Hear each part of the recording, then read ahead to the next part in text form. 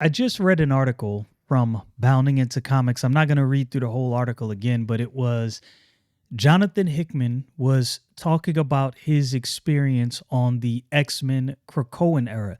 Now, what he said, it might sound strange to you right out the gate when I say this, but he voiced his disappointment with the fact that he did not get to finish the Krakoan era story how he wanted. I guess he had three different arcs to that story laid out. For whatever reason, it was during a pandemic, some other things. He went on other things. He didn't go into details of why he was pulled off of that project. But it was a disappointment to him. He said that that's one of his biggest disappointments is not wrapping that story up. And from what he said in this interview, I'll post the link to the article in the description of the video. The article was going over another interview he did on his podcast. Can't remember the name of the podcast now, but anyway, it the fact that he acknowledged and was disappointed in the fact that he did not get to finish his Krakoan era story, and from what he said, the people he pitched the story to, they were all excited. And I'll say, man, if there's any modern writer at Marvel that I will say he puts out some bangers, he puts out some heat, it's Hickman. It's two writers right now that I will say probably put out some of the most fire stories of this comic book generation. That's Scott Snyder and Jonathan Hickman. I think those dudes do magnificent stories, magnificent stories. I've been enjoying this run of Ultimate Spider-Man. The thing that encouraged me about this, for a person to be able to admit, yo, this is my biggest disappointment. I failed by not, landing this story, sticking this through. He had a vision. He did not get to take that vision all the way to its eventual end, how he had laid out. And the fact that he was able to admit, yo, I screwed this one up. What that tells me is this is a man that takes pride in storytelling.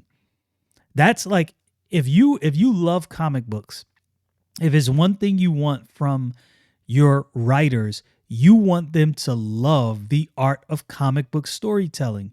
If anything else has taken over, for them, if it's only the fame, everybody's gonna want fame to some degree. So I'm not one of these people that are like, there can be no fame element at all.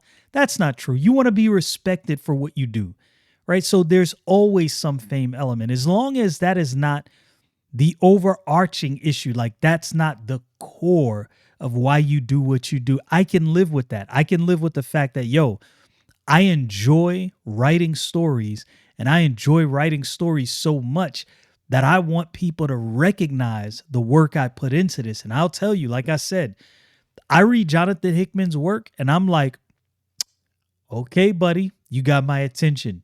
You got my attention. Now, I wasn't big on the whole Krakoan era X-Men ordeal. There was something about it that just wasn't my cup of tea. I cannot explain it to you.